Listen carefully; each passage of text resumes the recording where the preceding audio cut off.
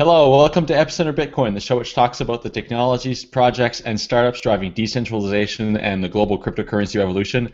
My name is Sébastien Couture. And my name is Brian Fabian Crane.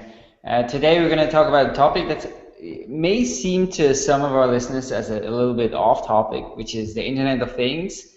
But there is a very interesting connection here in that some people, including our guest today, think that the blockchain is going to play a really important part in that. And we have, I think, perhaps the best person on this topic today on the show, who is Paul Brody. So thanks so much for joining us. Thanks for inviting me. So Paul was, until recently, he was the Vice President of Technology, of Mobile and Internet of Things at IBM. And IBM wrote a very interesting white paper on how the blockchain will play a really important, or could play a really important part in the Internet of Things and sort of saving the Internet of Things of the future. And they've also done an interesting demo at Adapt and develop a prototype, which I think is Ethereum based. So we're gonna have a chance to talk to dive into that today and kind of get an understanding of why these two technologies should connect and could work together so well. So Paul, can you? A lot of people will probably not have a very good understanding of what the Internet of Things even is. Can you give a brief introduction to that topic? Sure. So the Internet of Things, the idea behind the Internet of Things is that we've been, over the last 20, 30 years, computing prices have been coming down and down and down, and we've gone from mainframes to mini computers to servers to PCs and phones, and now we're really starting to talk about connecting up all of the devices. We can start to put computing power in everything: doorknobs, light bulbs, desk chairs, you name it. If it's a thing, it's going to become smart and connected. And so the Internet of Things is really talking about this era where we're right on the edge of now, which is the one where every device, everything that's around us is going to be smart and connected. Is that desirable, in your opinion, that everything around us is connected? Well, this is actually a really fair question, and one of the most important things that we spend a lot of time thinking about is it desirable? Why do we want to do that? And I think very simply the answer is it's only desirable if it makes the thing in question better. If it's not making it better, then it's not necessarily a great idea to connect it. That being said, I'm a technology optimist. I really think done correctly, almost everything can be made better if we make it smarter and connected. Yeah, I mean, I think the Internet of Things, there are also these visions, of, I guess, some sort of totalitarian surveillance or robots taking over. I think those are really closely connected also with that. I remember there are a few science fiction books, perhaps you know them as well, from a guy named William Hertling. I like quite a lot because he tries to be sort of very realistic in terms of how it could happen. And of course, there, the Internet of Things, in a way, start to play a really important role because then AI can basically use the Internet of Things to actually start having, basically hiring their own data centers and started building their own things and getting information. So there are definitely also these crazy futuristic scenarios, and a lot of them are very closely related to the Internet of Things as well, no? Well, I, for one, don't think they're all that crazy. And if anything, what we've learned over the last couple of years is that we live in a surveillance state which is more extensive and, frankly, at least for me, more frightening than anything that could have been imagined in the novel 1984. The level of sort of detailed surveillance on us is really astonishing. And if there's one thing that I personally am concerned about, and I think a lot of my colleagues at IBM wanted to see, was we want the promise of the Internet of Things to be realized without creating a kind of a dystopian nightmare of surveillance. People should be able to have and enjoy smart connected devices without fearing for their privacy or security. So do you think this is going to be sort of an upstream battle? Because I presume there will be some resistance from institutions like the NSA, the US government, when it comes to trying to keep the Internet of Things decentralized? Yeah, probably to some extent there'll be a lot of concern about this, but I think in the long run, people who really understand security understand that you cannot selectively weaken security. Security is the same for everyone. If you weaken security for the purpose of a government agency, even if it is with the best of intentions, you effectively weaken security for everybody. And so I think, on balance, the industry and many reasonable people are moving towards the view that good security is good for everyone. But I mean, beyond just good security, if it makes more sense, and we'll talk about the contents of the white paper, but if it makes more sense for devices to just talk to each other rather than going through some centralized server, then it makes more sense for the technology to be designed that way, regardless of any security implications or any sort of like surveillance implications that there may be. Absolutely. We are at the convergence of a number of really big, both technological and social trends, which are driving us towards a new era in decentralized systems. And of course, there's the question of trust. And frankly speaking, I think we live in an era kind of almost after trust. The internet started as an environment where academic institutions and government agencies operated in a very high environment of trust. We now live in an internet era where I'm not sure I can trust any of the participants on the internet. So how do you engage in computing after trust, or what we sometimes call trustless computing? The second, though, is how do we architect systems in a way that's cost-effective and sustainable? And this is one of the things that really led us to thinking about the blockchain as a mechanism for managing the Internet of Things, because we think it has really enormous, dramatic cost advantages over traditional centralized infrastructure. I mean, I think that's the part of your white paper that makes me the most optimistic, because I think I can certainly agree with you that this surveillance state that we are in and moving increasingly, or it's getting worse. That is it's an extreme threat to liberty and democracy, etc. But I think if we have the sort of economics as well on that side, right? If there is a strong economic incentive towards decentralization, then I think that will just be something that will not be stoppable, right? I mean, if for companies it makes economically so much more sense to have it decentralized, then even the NSA and the US government won't be able to keep it centralized. I think that is very clear in my mind. If that's not the case, right? If maybe you have a certain trade-off where you prefer from a security privacy perspective to have it centralized, but from maybe an economic perspective, or let's put it security perspective from the US government side, they prefer it centralized, then it becomes much more difficult. But I think this made me very hopeful about your paper. So I think the economic case for decentralization is really powerful. One of the things that got us interested in this is we've been thinking about, and I should be clear when I say we, this was reflecting my time at IBM.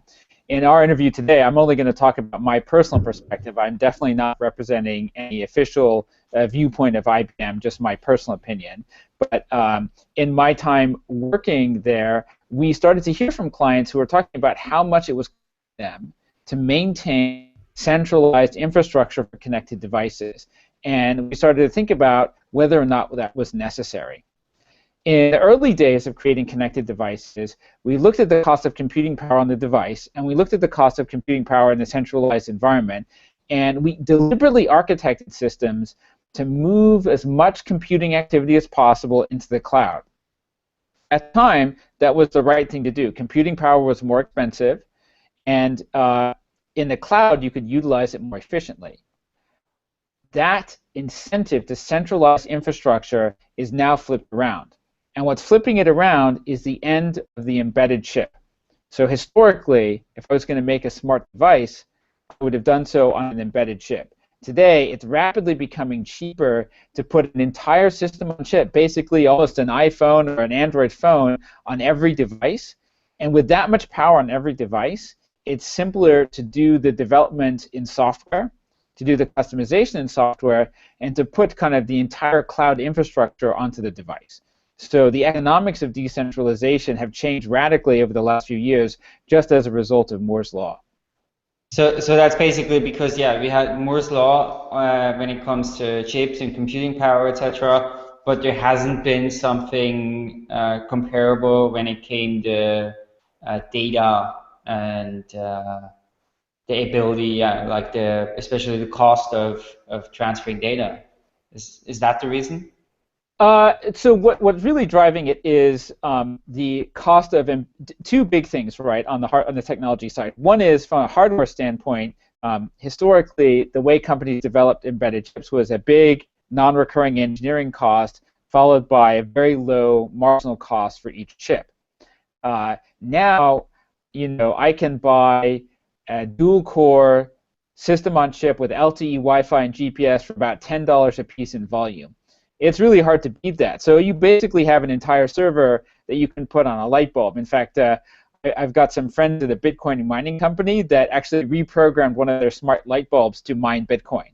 Now, I don't know that that's a great use of a light bulb, but it shows you how much computing power is sitting on even the smallest embedded devices these days.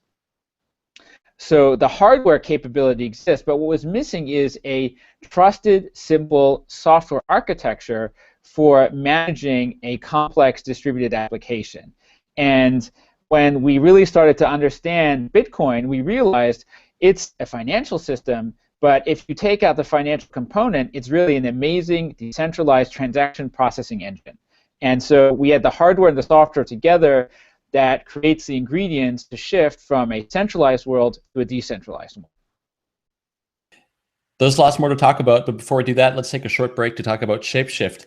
Shapeshift is the fast and easy way to buy and sell altcoins. If you've ever tried to buy and sell altcoins, you know how complicated that can be. You have to find a reputable exchange, create an account there, place an order, wait for the order to be fulfilled. That can take a long time. With Shapeshift, Shapeshift allows you to convert about 25 different altcoins, and they're all the time. So you just go to their website, shapeshift.io, and use their currency conversion tool, which looks a lot like Google Translate for cryptocurrencies. You choose the currency you want to convert. So for instance, Dogecoin, and also the currency you want to receive. So Bitcoin, for instance, and hit start. Once you do that, you'll be presented with a Dogecoin address and QR code, which you would send Dogecoin to, and those would be converted and sent to the Bitcoin address with no confirmations needed. So it's really fast. Takes anywhere between 30 seconds to a minute to for that transaction to go through, and you don't even need to create an account. They don't even want your email address, so your privacy stays protected.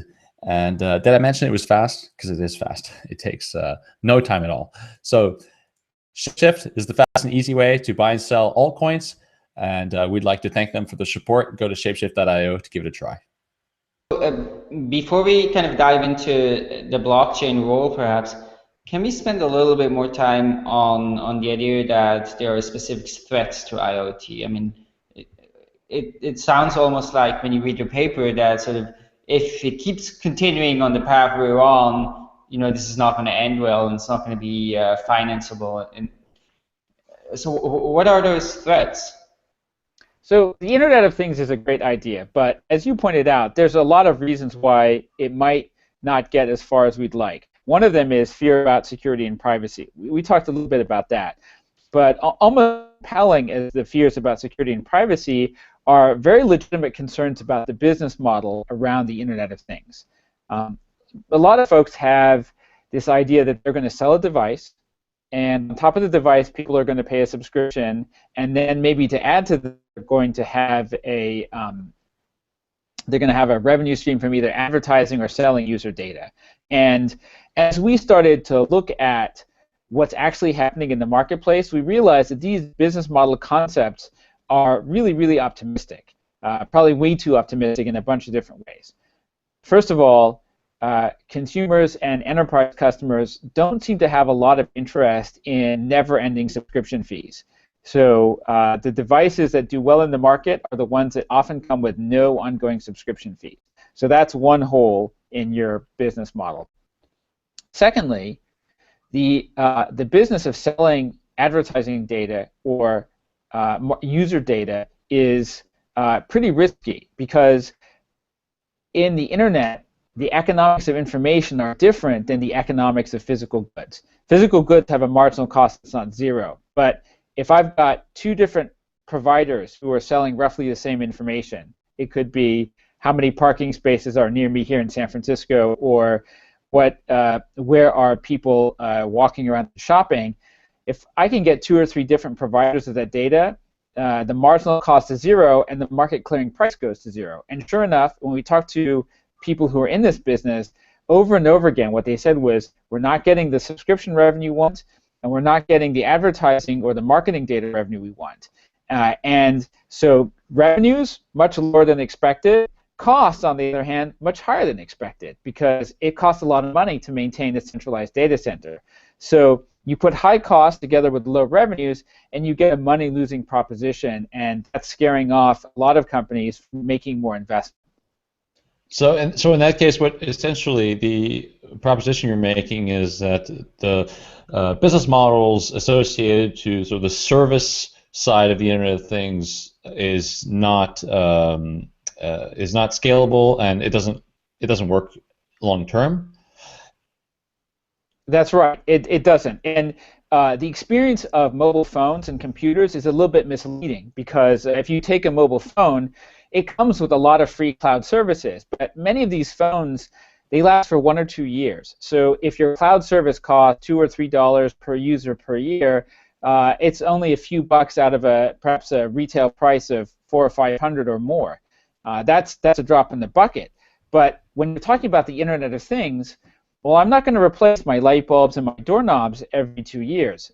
An LED light bulb has an expected lifespan of about 15 to 20 years in a residential environment, and it's selling for somewhere between $15 and $30 today. There's no margin in that product to subsidize 30 years or 20 years of cloud services. So the business model, at least as many people conceive it, is broken. And okay, but so this is I was thinking about this, right? So perhaps there is not enough margin to sustain the hosting of cloud services and having that service provided to the users over that long a period of time. However, I'm not sure I agree with the fact that these devices aren't going to get replaced anyway, because people like to have new gadgets and new devices and new toys or whatnot. So that, like, this is probably a lame example, but this light bulb, although it has the lifespan of 20 years, when Philips or Samsung or whoever comes up with the next version that, I don't know, has disco ball functionality or strobe light functionality, and that's desirable, people are going to want to update to that. And also, you know, people are adding new light bulbs because houses are getting built, because they may have new light fixtures in their homes or things like that. So it's not as though these companies are not going to keep selling these products. They are going to sell. They're going to keep selling those products, but the installed base is going to keep going up. And in fact, we did a little bit of research. The average age of a car on the road in the United States is 10 years.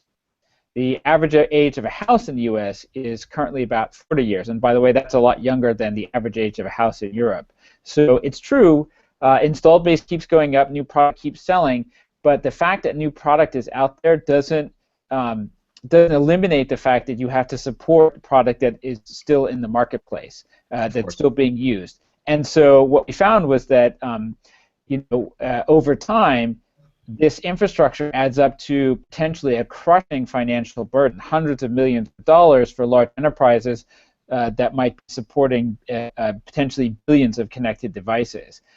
And so one of the things that we said about doing was starting to think, what can we do to drive costs down? Because we don't see a lot of appetite for spending a lot more money on these services. Surely you don't want. I mean, I love a disco ball. I'd like a LED disco ball in my bathroom. That would be great. But do you want to pay an annual subscription for it? I don't know if I pay a subscription. Maybe a small subscription. No.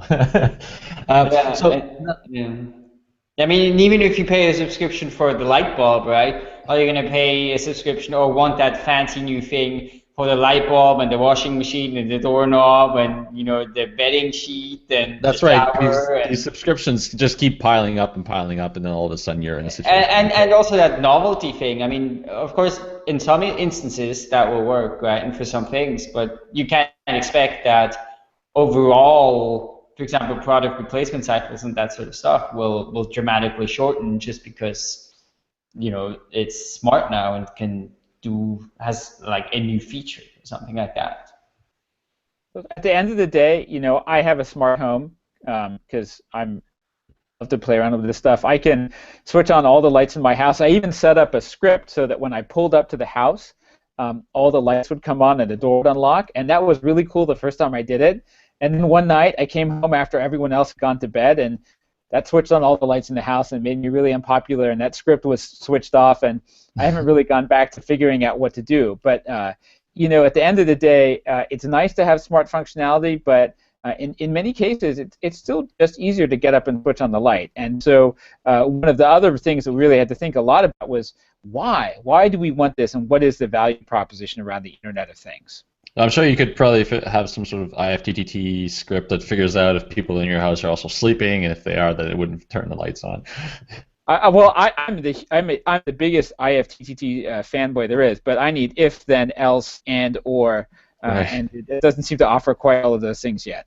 So one sort of question I had about how this would work is I guess the value proposition of having these cloud services. So you mentioned I think you use SmartThings in your home. I mean, one of the value propositions of the services they offer is this great user interface that allows you to connect then to IFTTT and sort of manage all of the connected things in your home. If those companies are not providing that experience, then are we proposing that the manufacturers are only making the stuff, and then we leave it up to other companies to connect to these devices and provide the proper UX and interaction between them? That's a tough question to answer because I don't think that we know what it looks like yet. We're in an era of great experimentation. I think we know a couple of things for sure. Number one, nobody is going to live in the Samsung house or the Whirlpool house. We cannot live in a single ecosystem or a Google house. And so anything that ultimately takes hold is going to require a huge amounts of interoperability, which is something that most people haven't done a lot about yet.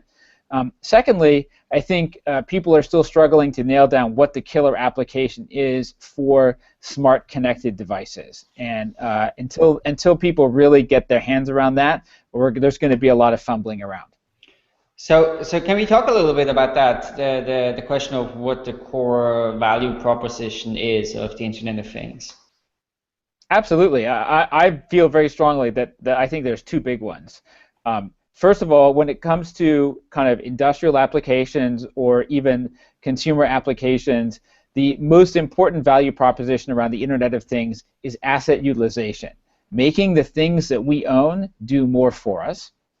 And then when it comes to individuals, to our personal things, especially a subcategory of Internet of Things, which is wearables, in my mind, it's really all about self-improvement. Yeah, no, that's actually an area that I'm personally very sort of interested and involved in because I'm also one of the organizers of the Quantum Pet Self meetup here, and so I've been sort of closely following that very closely. And of course, it's the potential is very big there. Although I think today a lot of these devices maybe don't quite deliver yet, what we want them to do. So I definitely see the use case there. Can you elaborate a little bit more on the, making our assets, making our devices do more? Absolutely. So right now we live in a world where consumers and enterprises own assets. We own lots of stuff. The fact is, our stuff doesn't do that much for us. It's if we think about offices, we think an office is busy when it's in use 35 to 40 hours a week. The week is 160 hours, right? The average car is only in use about 9% of the day. And so I believe that asset utilization, getting more utilization out of cars, houses, offices, these are the things that create really colossal value. If you look at somebody like Uber, part of their value proposition is absolutely great user experience. And part of their value proposition is a little bit of regulatory arbitrage, right? They're skipping out or bypassing some regulations that taxi companies normally have to deal with. But a big chunk of their value proposition is utilization. Uber creates a liquid market for customers and taxi drivers in which to engage. And the data that we can see shows that people who participate in these markets, the drivers, for example, are quite a bit busier than drivers who use either traditional taxi services or traditional limo services. So it's all about increasing the utilization of assets and getting more value from them. And the same thing is happening with Airbnb or VRBO for vacation homes. As the Internet of Things goes forward, they're going to be instrumenting billions of devices, cars, trucks, storage spaces, offices. All of those can be utilized much more efficiently. And of course, the interesting thing, right, is that you start having marketplaces in those things, right? And you can have maybe different pricing, right? I mean, one of the things Uber is known for is that they adjust the prices depending on the demand, and so you can kind of affect both supply and the demand. And I guess you could imagine something similar with, let's say, office space, where then on the weekend or in the evening it's cheaper per hour, and then maybe some people will shift their working hours to accommodate, cheaper supply and those kind of things. So I think that's really interesting, though, because you start having all these interactions and markets and possibilities that, they're just not financial transactions there. There's no market. They're not really used in that way at all today. That's right. It's too difficult today to create a digital marketplace for relatively smaller transactions. If you take something like borrowing somebody's car, if I want to borrow your car for 2 hours, I've got to meet you. You've got to give me the keys. I've got to bring it back to you, return the keys. Here in San Francisco, there's a startup called GetAround. They have created a little electronic device that you can put in your car, and from that electronic device, you can locate the car you want to rent from your smartphone. Using your smartphone, you can unlock the car, drive it away. Mileage and payments are all calculated by GPS, and when it's returned, the car is locked, and the owner is told exactly where the car was returned. And that's a perfect example of how the Internet of Things makes something that would be too difficult to do today actually pretty straightforward.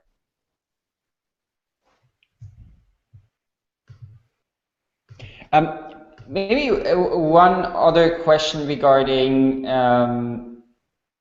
the sort of decentralized vision that you've been painting before. Maybe we can dive into that more. So you talked about surveillance. Do you think that consumers demand this and will demand this? Like a sort of surveillance-proof and privacy-honoring infrastructure? I think that the average consumer does not spend a lot of time thinking about surveillance or data privacy. However, I also believe that the average consumer, when it comes to buying these kinds of new services, they turn to people that they trust and respect, and they ask them, what would you buy? Do you think this protects my privacy? And I think a small number of people who care passionately about this have come to believe that these highly centralized systems represent a major security risk. And so I think that small group of people is not only putting tremendous attention into this, but they are guiding the market in the right direction. And so I think ultimately the winning strategies are going to be ones that respect security and privacy. Cool. Well, diving into your white paper a bit. So the title of the white paper is Device Democracy. How did you guys come up with that title? So the origin of the title actually came right at the end of the paper. We spent a lot of time asking, what are the business requirements? What are the technological changes going on?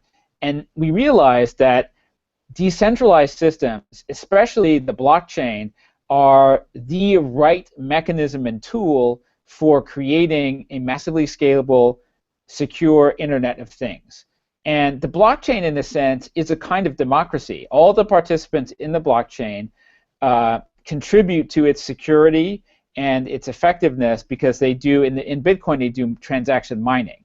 And we foresee a similar kind of future where the strength of a Internet of Things blockchain or Internet of Things blockchains, there might be many, that comes from the participation of all of those. So we love this idea of thinking about it as device democracy, decentralized and really in the hands of the users and the device owners.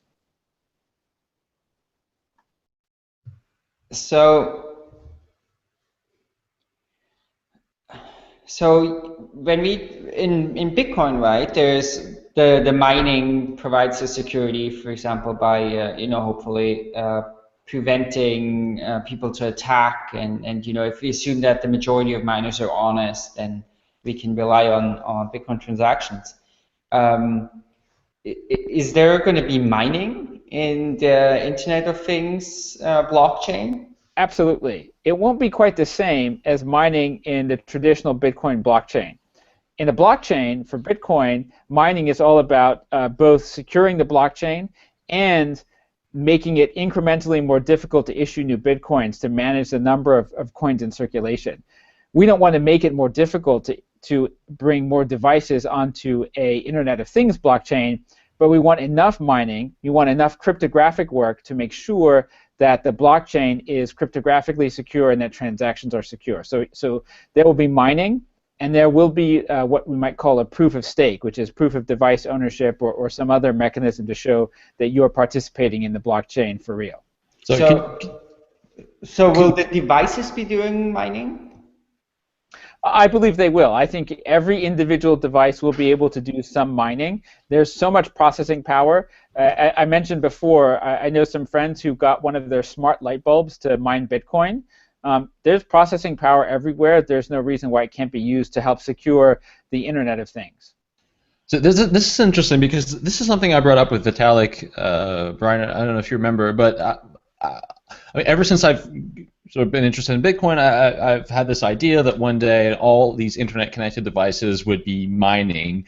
And when I asked Vitalik about this, I don't remember exactly in what context, his response was, well, no, because usually these devices are all embedded systems, and the thing about embedded systems is that they're designed for one thing only, and there's very little extra processing power that's left over after you're done just doing that one thing. And this sort of flips everything around because you're proposing that, in fact, we're not going to be using embedded systems. We're going to be using these systems on a chip, which would have a lot more processing power out of the box, and a potential for I guess these empty cycles or cycles not being used, which we could use for mining. That's exactly it. We are about to experience a complete flip over. And Vitalik is exactly right. Almost every embedded chip today doesn't have any power left over to do anything else. But typically, for example, I worked with an appliance company. They spend an average of $5 a chip today, $5 per product today on embedded electronics. That is pretty close to the $7 to $10 you're going to be able to get a system on chip for. Embedded chips take a long time to design and qualify. So with Moore's law, within a couple of years, it's not just going to be cheaper to put an entire system on chip on your refrigerator or your blender or your doorknob. It's actually going to be faster because you can do all the customization and development in software. And so almost overnight, we're going to go from barely enough processing power to run the refrigerator to 1,000 times more processing power than is necessary to run the refrigerator. Okay, and now with regards to mining and Bitcoin mining specifically, I presume then that you're not proposing that we mine like the actual Bitcoin blockchain on these devices, but we're talking about some other blockchain that doesn't require ASICs.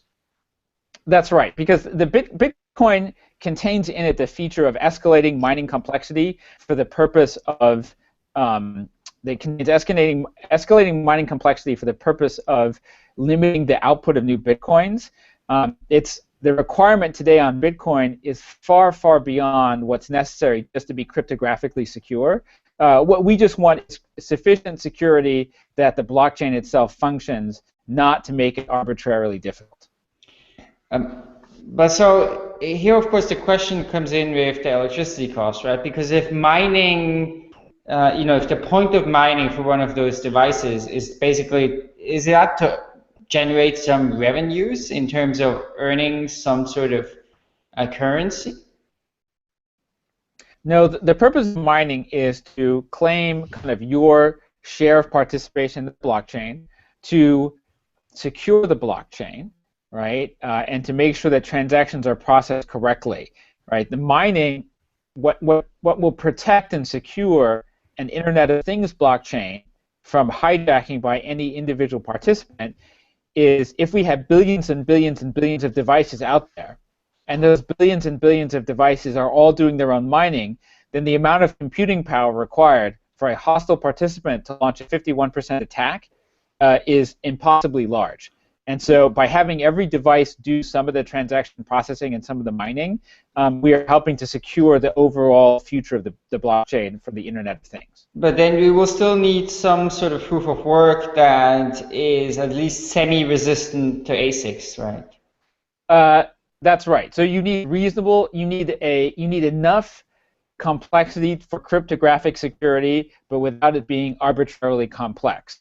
What I would argue is that it doesn't need to be a great deal if you're talking about having billions and billions and billions of devices able to do mining. Okay, that's fascinating. I actually remember when I was at my first Bitcoin conference, I had dinner with Manny Rosenfeld, and he has been doing a lot of work on mining and mining incentives and stuff. And we had this conversation back then as well. Will the light bulb be doing mining and stuff?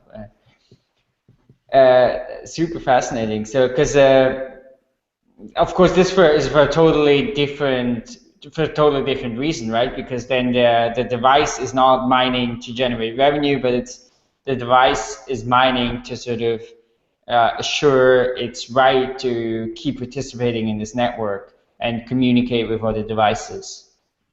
Exactly. Okay, cool. And yeah. Sorry, could you? So we mentioned transactions. It's unclear to me what exactly these transactions would represent, unless there is some sort of financial transaction going on. But if my light bulb needs to, if my smartphone needs to tell my light bulb that I'm walking into the house, there's no financial transaction there. What does that transaction contain? So a transaction, if we step back from it, a financial transaction is a transfer of money, but in computing terms, a transaction is just an exchange of information, a single step that's processed. So a tweet is a transaction for Twitter, right? A like is a transaction for Facebook. A door unlock is a transaction for an Internet of Things device. So that's one thing, which is that actions are effectively transactions between devices. So that's one way of looking at transactions.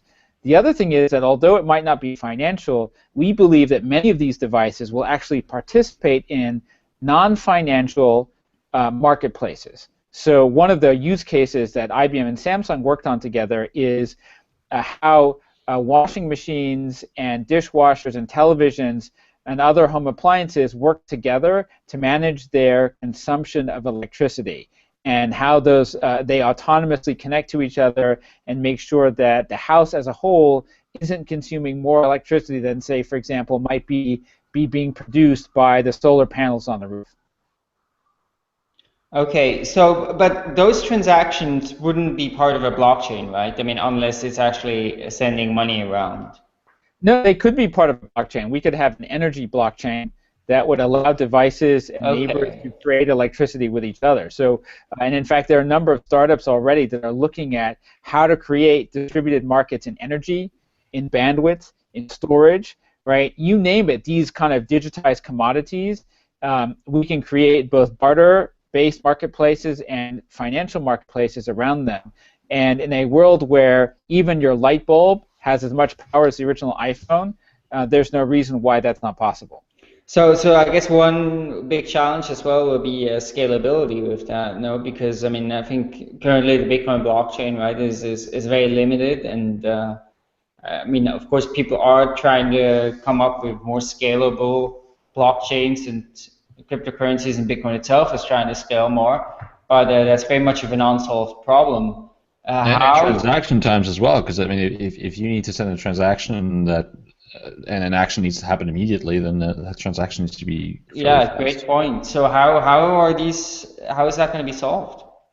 So I would say we came up with a mixture of things that we definitely could solve and things that we couldn't solve right away.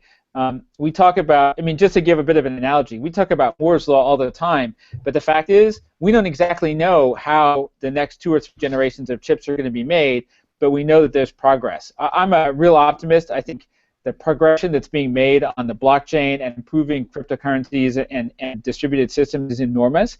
So I'm confident that some of the basic issues of block size and transaction processing volume can be overcome. Very specifically in the work that IBM and Samsung did together and that's detailed in the new white paper we just put out, IBM just put out called Empowering the Edge last week, we didn't just use the blockchain, we also added a couple of other pieces to address a specific points. So we looked at the blockchain for transactions of record. We looked at a system called Telehash, which is a distributed messaging system that enabled quick transactions, like I'm walking up to the door and I want to unlock it. And we also enabled BitTorrent as part of the architecture prototype for transferring very large file volumes. So any complete integrated Internet of Things architecture is going to have more than just the blockchain. But I think the foundational underpinning is going to be the blockchain. And of course, one of the cool things is going to be that if if you have the blockchain, then of course the light bulb can have a Bitcoin address or some currency, some cryptocurrency address and make payments. And I guess also, I mean, you talked about sort of the barter use case, but then it could also be that the light bulb sells spare capacity to someone else, earns money back for its owner. I also thought one of the things while I was reading the paper that sort of came to mind that could be kind of interesting, right? So it's sort of a new way of financing, financing devices, financing assets, is if you sell them to a consumer, but sort of at a reduced rate, and in return, all the revenues from maybe excess capacity that's being sold on a marketplace goes back to the manufacturer or maybe some third financing company, right? So you could actually imagine that connected devices would be significantly cheaper because of that. I think so, and I think we'll see a lot of, as the blockchain spreads, one of the things that's great about the blockchain is it's an incredibly transparent and very secure marketplace. So when you see a history of transactions in the blockchain, you can trust it because it's been secured by all the participants. And against the trusted set of transactions, it's possible for us to do all kinds of insurance, financial services, right? In general, we talked about at IBM the creation of the economy of things, right? So from the Internet of Things, just connected devices, to a true economy where all of these devices both are interacting autonomously with people and with each other to create different marketplaces. Yeah, I mean, this is sort of touches on and very similar to what Mike Hearn has talked about extensively in talks and on this show as well. Is a world where you have an Internet of Things and an economy of things where devices are interacting with each other, and there's no human intervention, and they're just transacting with each other. Today's magic word is connected. CONNECTED. Head over to letstalkbitcoin.com to sign in, enter the magic word, and claim your part of the listener reward. Now, with regards to Adept, now you mentioned the 3 components, blockchain technology, Telehash, and BitTorrent. Can you go more in depth as to what exactly is Adept? And perhaps it would be interesting for you to lay out like one specific use case, or perhaps a use case that we can imagine using Adept. Sure. So Adept stands for Autonomous Distributed Peer-to-Peer Telemetry, I believe. And the idea behind it was to create a proof of concept that using the blockchain can allow us to do many of the same things that we see in traditional centralized infrastructure systems. So if you think about if this then that, or smart things, or a lot of the other centralized Internet of Things services out there, what we wanted to do was create a couple of use cases, not amazing state-of-the-art stuff, but show that using the blockchain, we can deliver the same functionality in an entirely decentralized way. So we wanted to be able to move big files, we wanted to be able to secure transactions, and we wanted to be able to have kind of quick actions take place between devices. So the blockchain is there for securing the overall system and providing the management of contracts. Telehash is for rapid transport and quick action, and BitTorrent is for moving very large files asynchronously. And in cooperation with Samsung, we developed a set of use cases which we showed for live at CES back in January. And those use cases do very simple things. For example, showing how a washing machine can diagnose its own mechanical fault, check its warranty status with the manufacturing company, and then go into an online marketplace and request repair services. All of those things were done without any centralized infrastructure. Okay. So that was a good example of how it's not earth-shattering stuff. Our purpose was to show very mundane things can be done in exactly the same capability set as a centralized system, but without requiring any server infrastructure at all.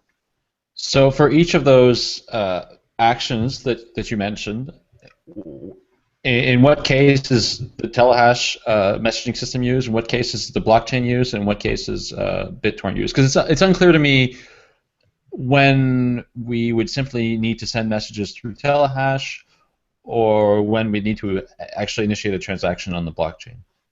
So, for example, in the blockchain, we use it to establish the kind of originating records of the device and to establish contracts between, say, the device owner, and the device manufacturer for things like ownership and warranty.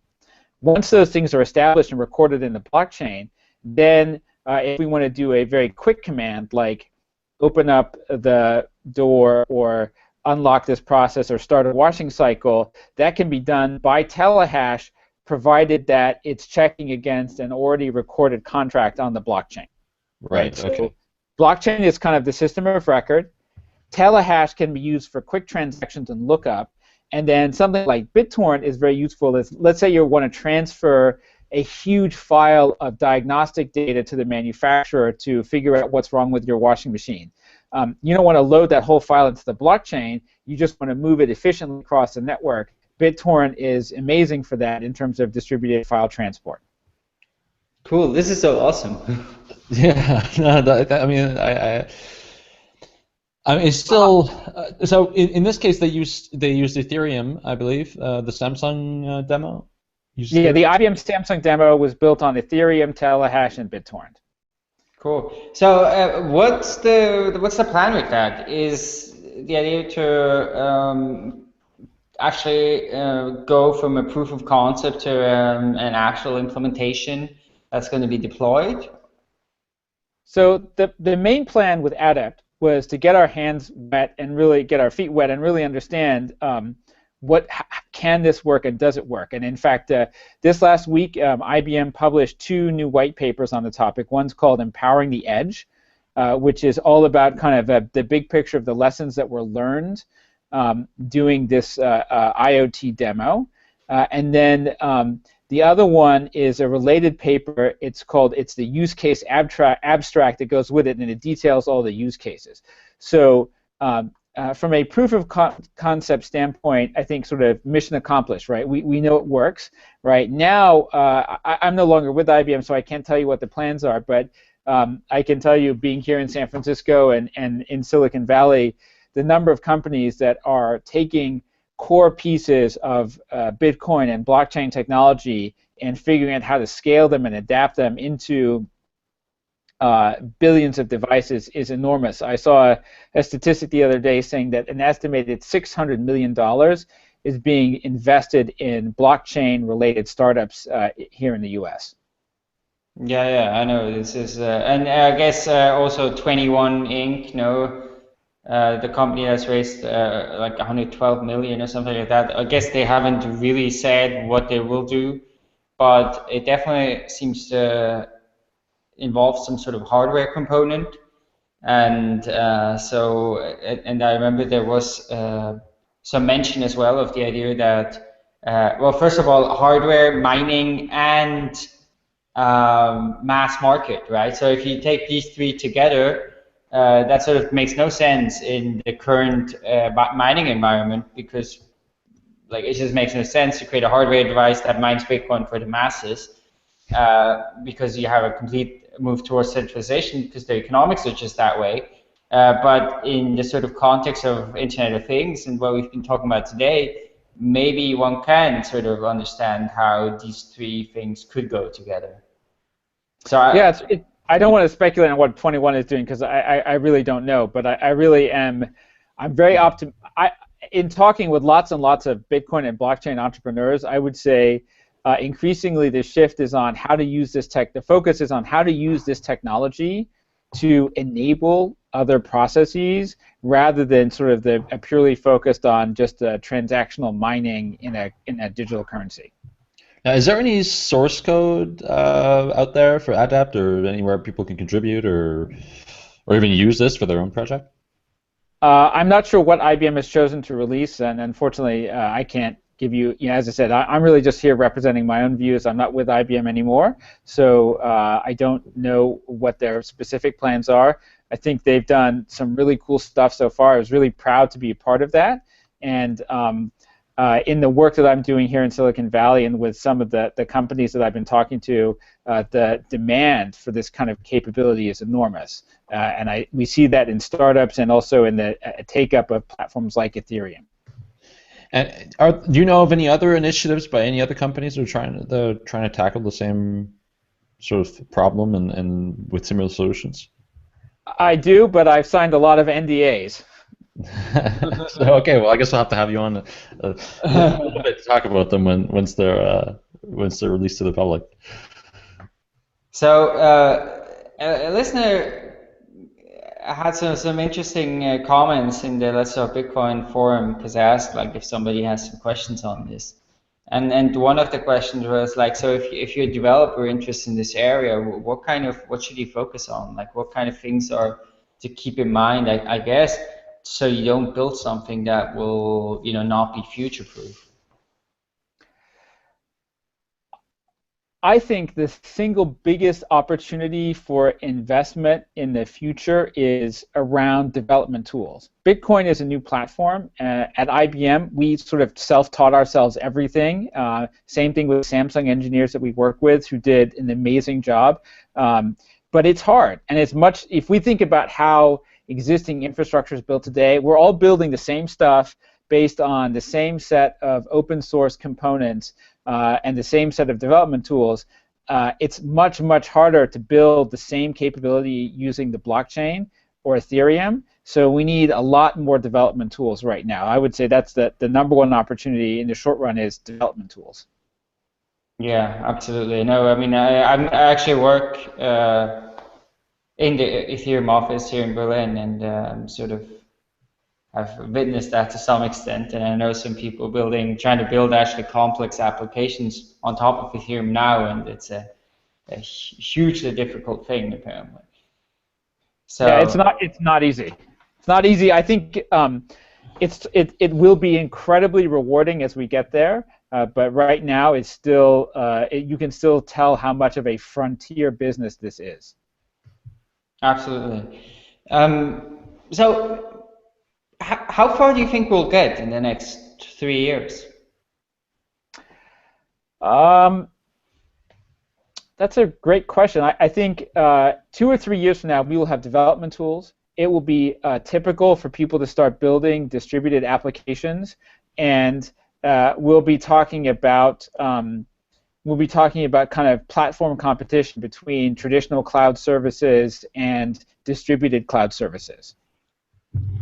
Okay, cool. Do you think, well, so this is sort of something I was thinking about, is how do we make sure that connected devices will be talking the same language. So let's imagine that Adept flourishes into this really sort of nice toolkit for on which you can build, on which companies will be building their infrastructure, and then maybe perhaps, I don't know, Intel or some other company comes up with a different protocol that uses similar technologies but isn't quite compatible. Will we get to some? Do you think we'll get to some point where there are multiple technology stacks sort of competing against each other, and we'll run into similar problems where there's incompatibilities between them? Oh, definitely. We're going to have that. The marketplace is going to ultimately decide which ones are the most attractive. We have that today, right? We have so many different variations of Unix and Linux. We'll have the same with the blockchain. There'll be multiple blockchains and development environments. In general, I would say that the market has, it seems like the technology industry has shifted from a time when standards were set and then technology was deployed. Now what tends to happen is standards get set quite a few years after the marketplace seems to have voted on whichever ones they like the most. Yeah, but I mean, so I guess that means that we'll once again be in this situation where you have to choose your ecosystem, or people will have to develop other technologies on top of that so that all of these standards can talk to each other. Yeah, although I don't think that'll be all that bad of a situation. This industry is incredibly adaptive, and even though there's lots of different versions of things like Linux, ultimately it's pretty easy to move between them, and they're 90% the same. So I'm pretty optimistic that at least in the short run, all this variability will produce a lot of innovation rather than more confusion. Cool. Well, Paul, thanks so much for coming on today. Is there something else you wanna mention, or? I'm going to be getting back into business very shortly, and so watch my Twitter feed at pbrody for an announcement in the next couple weeks. But other than that, I'm just delighted to have been invited here, and I appreciate your time, and it was a great honor.